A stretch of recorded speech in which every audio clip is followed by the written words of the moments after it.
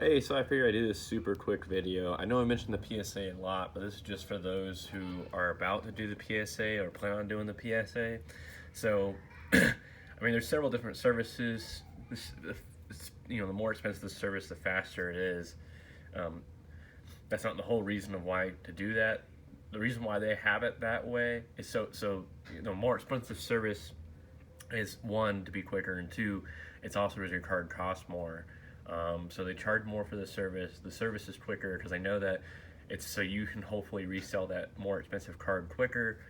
So they put more importance behind it. They insure the more expensive cards. But what I wanted to mention, so as you know, this has been the order for the original 15 that I put in. This is date received. This means the date they started it. They also have the actual date it was received, which is August 4th, but that's a whole other story. But one of the things is I wanted to let you know is these first four bars are probably the slowest four. Once you get past this and you get to here, this one little bar is like way faster than any of these forming. Technically, this one's like the fastest. Like, oh hey, alright, but this technically took a month for them to do. But whatever. So once you finally get past grading and this one gets highlighted, you can pretty much expect to receive your order or to at least see it shipped to you within a week. Generally, all of my shipments from them have been the 3 day shipping. So, once it gets to this point, I generally see my orders in 3 days. But what I'm saying is pretty much once you see this highlighted, you can pretty much expect to finally see this one in 7 days. This has been like 3 to 4 months for me. These first four bars, I will be ecstatic when this one finally gets highlighted, because then that means generally in 7 days this will click on. So once this one gets highlighted in 10 days, I'll basically see my order. The PSA is slower than their current promise. This was a 40 business day return. It has been over 40 business days, even from this date, not just the date that they actually got it, which was back in August 4th. So there is some sort of thing in their contract where they owe me some stuff, so I have to hit them up about that, because they're about to be way over 40 business days. They're about to be like 50 to 60 business days. Doesn't sound like a lot, 10 extra days, but it's not 10 extra days. It's 10 extra business days. So it's actually like it's quite a bit, especially considering that it's in business days. So they're about to be late by about 10 business days. Granted, they haven't even hit this mark, so that's going to be another roughly 10 business days. So they're about to be 20 business days over, not to include also the fact that they had this a whole extra month, which is basically an equivalence of 20 business days. So they're about to be 40 business days over. Yeah, we're going to see if they're going to give me some free vouchers or free swag or discounts on a bulk order. There is some things I'm a little bit concerned with. I'm concerned with if I do it, if I complain too much, they may purposely be biased towards my orders and lower my grades down. That's not something above them. It's just people. People are going to do that. They'll be like that. But on terms of also investments and PSAs, since I have you here, I do want to mention some other investments. So my last video mentioned the investment into break cards, which I'm purposely buying some more break cards myself. I'm actually pretty mad at myself for selling some of my other break cards that were PSA 10 worthy, because I wasn't really certain about why to do that or whether to keep them or not, and I went for the quick cash. I'm going to hold out on a couple of those. I'm probably going to keep maybe a stack of 30. As long as they're PSA 9s to 10s, I'll keep them. Or even 8s, I'll probably keep them. I would really suggest picking up Break Lugia, Break original cards, so like Nidoking, Ninetales. I don't know if they have a Break Charizard, but if they have it, definitely get it. Starmie may not seem super popular, but Starmie's been around in the series for a while, so Starmie actually has some popularity. Golduck, the original base set Pokemon, just try and get them in break set and then try and get them in a PSA 8 or higher. If you don't want to see a quicker return, get a PSA 9 or higher.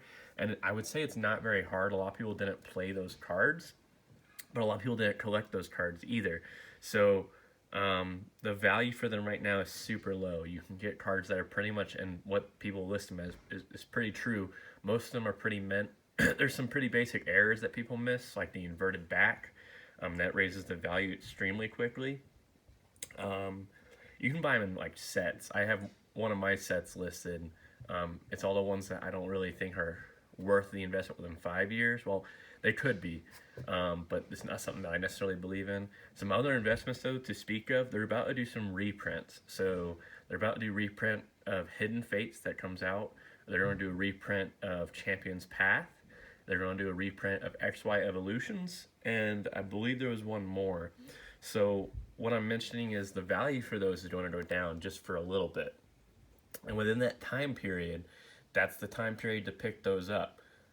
Whether it's booster packs, booster boxes, and or elite trainer boxes.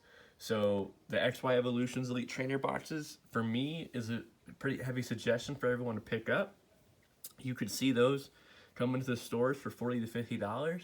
You could pick them up, and then you could wait 1 year, and they'll be at $100 each. And then you could wait 2 years, and they will probably skyrocket to $200 to $300 each. The XY Evolutions booster boxes, they just dropped a little bit back to $450, but they were up at $650 at one point. So those are gonna be reprints. So XY Evolutions, Hidden Fates, Champion's Path, and I believe there's one more. I would really suggest picking up Hidden Fates. That one's pretty heavily sought after. Champion's Path for sure too. And then there's been a lot of talk about keeping sealed, vintage, vaulted, vivid voltage products, which I don't know. I definitely would suggest probably opening some of those right now in terms of trying to get some of them. I call it splash arts, that Rayquaza, that Celebi, the chunky Pikachu, stuff like that. But in terms of sealed product, those are the ones that go for next, unless you can, of course, find some crazy deal. I don't suggest older things like base set and stuff unless like you're someone who is doing storage auctions and you come across a storage auction filled with sealed Pokemon product that is from like 1999 and you hit the jackpot because no one else at the auction lot knew what like they were bidding on. So I mean, unless you're gonna find that or find some awesome garage sale hunting deal from someone who doesn't know better, I really don't suggest investing in base set. I would say base set is definitely just straight a collecting purpose. It's for those who already have the money. It's not for those who are trying to invest. I mean, you see me do it all the time, but I do it with binders. I do it with hunting deals. I do take some risks. I don't search every last card. I've talked about how I negotiate those. But in terms of, I would say probably more like a less risky investment, it's going to be buying the sealed product of, just went blank, whatever, of buying XY Evolutions, Hidden Fates, and Vivid Voltage. Vivid Voltage is probably going to be slower than most returns, but the word is they're just having a hard time keeping up with those, even in the card shops, in terms of allocations. So Vivid Voltage will probably blow up. I may buy one box to hold on to. Mine won't be such a long hold on. I'll probably hold on to it for 2 years. Reason being is I just move a lot.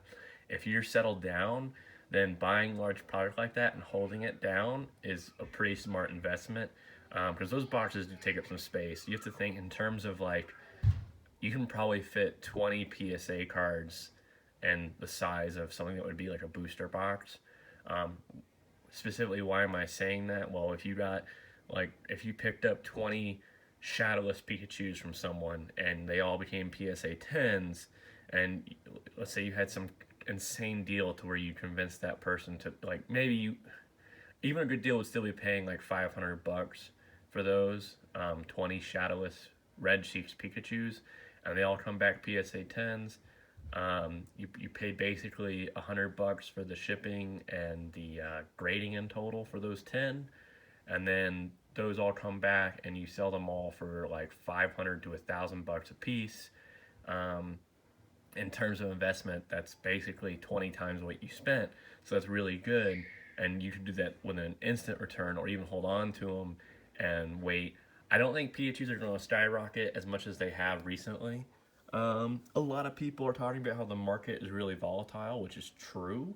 But generally, I would say the market is still going to keep going up. It's just not going to skyrocket like it has due to COVID. COVID had a lot of effect on the market because a lot of people were inside. So, with buying and selling Pokemon cards, the market became more demand because people were looking for ways to make money in terms of they may not have been working because they may have been let go or put on pause and not getting paid. So they found out that there's a huge market for Pokemon on eBay, and it made the market expand drastically. So we probably won't see a blow up again for a while, but the prices will continue to rise. Pikachu, I would say, is always a safe bet. I would say Pikachu is a pretty good bet in terms of I want to buy this individual card and it will come back as a return. New Charizard cards, of course, but everyone kind of knows that, so they kind of demand whatever price. And then error cards, you just gotta keep your eye open. A lot of errors people are aware of, but like there are some that you just kind of. It's why I like buying binders. I haven't come across a huge amount of errors. I come across some, but like one of the errors that's worth a lot if you can get it in like a PSA 8 or 9 just alone is, for example, the Shadowless Damageless Ninetales goes for like 10. No, there's someone asking 10 grand without it being PSA'd, which I thought was ridiculous till I looked up what it was PSA'd, and those things are being asked 18 to 35 grand for a Ninetales. Granted, it's Shadowless, and it was like a PSA 8 to 9, and it was an error card, but they are going for a ton of money. So error cards is the easy way to make money if you notice the errors and someone doesn't. So just be diligent on that.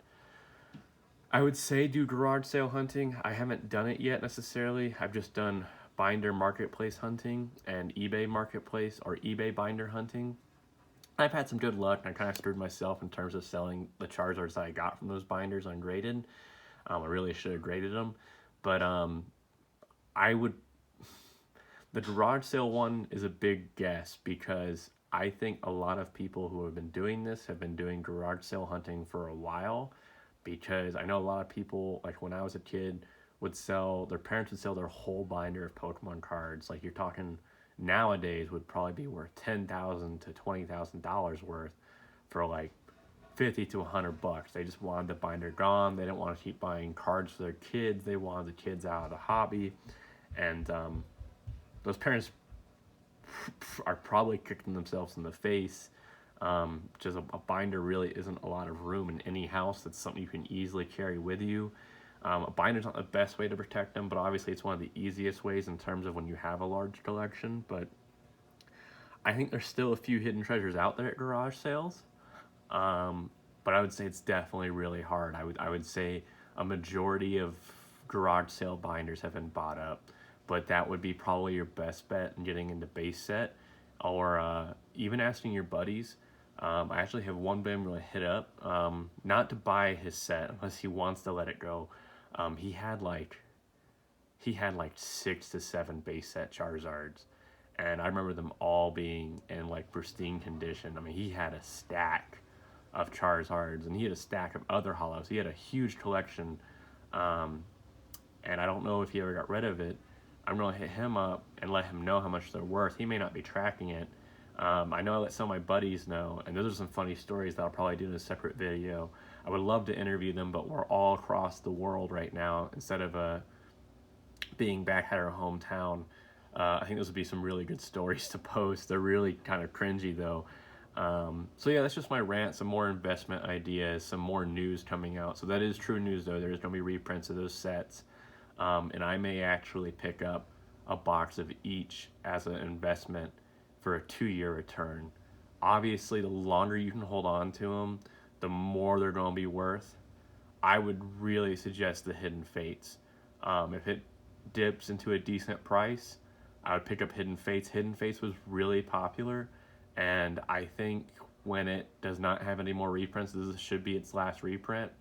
Um, Man, I think Hidden Fates is just going to be just absolutely off the charts within just a year of this last reprint run. So I would say you could see you'd probably be able to get it for $200 or less when it reprints, like a whole booster box, and keep that sucker sealed. And I would say in a year it would probably jump up to $400, $500, and I would say in 2 years you could see it the $700 to $1,000 mark. And if you're not moving, that's just like a shoebox, man. It's smaller than a shoebox, so just buy it, put it somewhere safe to where it's not getting dinged up by anything. You want it to stay sealed with no pinholes in it. I had a sealed product that had pinholes in it. I mean, just tiny pinholes in the seal. And one dude he won the bid, and when he took a second look at the picture, and I had put in the description, has like 3 pinholes. He's like, nah, I'm out. And I was pretty upset about it because, bidding, it gets really annoying. I gave someone a second chance offer, and I still got, he was only like $1 below the other dude, and he took it. He wasn't upset about the pinholes at all. I made sure to say to the next dude, hey, I just want to let you know, there's pinholes in it. He said, nah, it's sealed, man. Pinholes are pinholes. So there's some people who understand that the sealing, as much as it is a sort of a critical part, it's more just to show that the thing is authentic as best as possible, but there is resealing. But he paid me. There was no issues. He got the product. He was pretty happy. He's super excited. But yeah, I would really suggest picking up those things, and probably a few Vivid Voltages. They don't take up too much room. They're actually kind of small. But I'm probably going to try and buy one of each, and just do a 2-year return, or however long I can stay in this location. But yeah, that's what I would suggest. If you're not doing the cards, those are the sealed products I would suggest. I really hope you enjoy this information. Sorry there really wasn't much content besides just this screen of my PSA submission that I've been waiting on forever. I do plan on sending some more PSA things in pretty soon. I haven't gotten an answer back on my bulk submission, so I'm probably going to do them maybe 10 to 20 cards at a time. And we'll play guess the grades with that, and we'll see if anyone wins anything in terms of guessing the grades and what giveaways we do. So yeah, good luck investing. Bye.